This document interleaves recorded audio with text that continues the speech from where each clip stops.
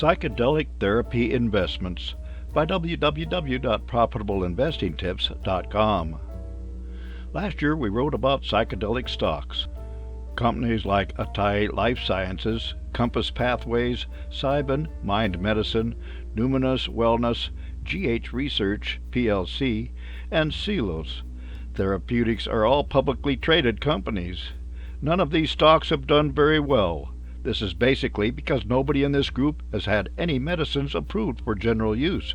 The only psychedelic medicine is an inhaled form of ketamine sold by Jansen, a subsidiary of Johnson & Johnson, whose use is restricted to individuals who have failed other treatments for depression. It does not appear to be a big moneymaker. So, are there any promising psychedelic therapy investments? What is new in the psychedelic world?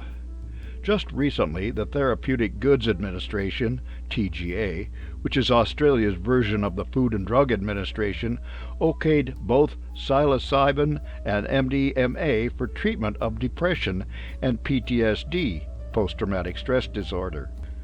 Access to medicines for treatment will be limited to approved psychiatrists.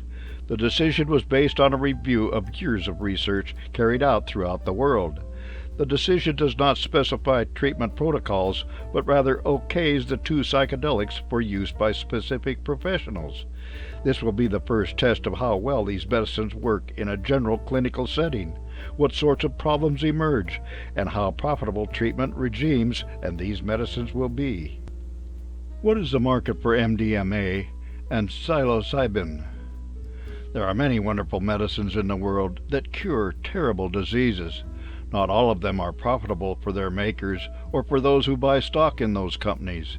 In order to be profitable for a pharmaceutical manufacturer, a medicine needs to be prescribed to lots of people at a sufficient profit per dose. The most profitable medicines are given to patients routinely and are typically quite expensive.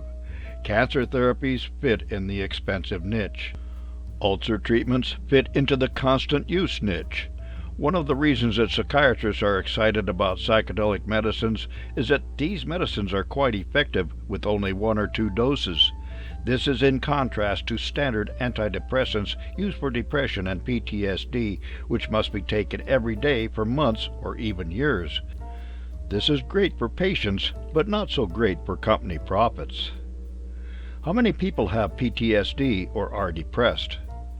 About 6% of the U.S. population will suffer from post-traumatic stress disorder at some time during their life. About 5% of adults suffer from PTSD in any given year. How common PTSD is relates to potential use of psychedelic medicines and therapies for treatment.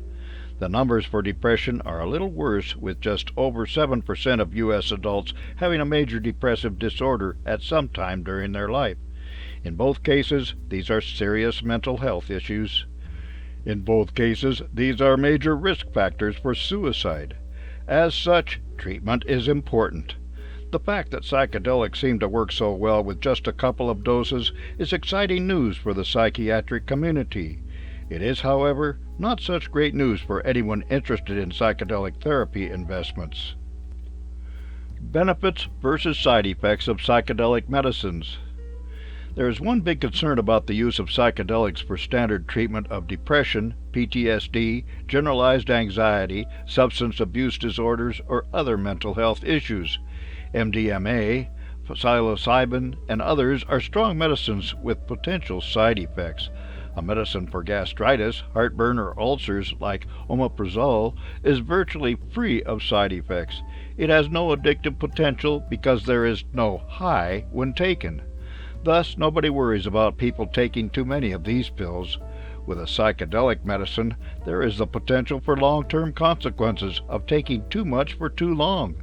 Some people will get continuing flashbacks and hallucinations, for example.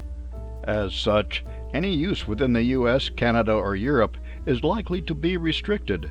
This will limit the number of doses prescribed and the potential profit. How profitable will psychedelic therapy programs be?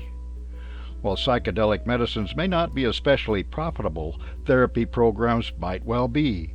The best use of MDMA and psilocybin is in controlled settings with professional coaches or psychotherapists.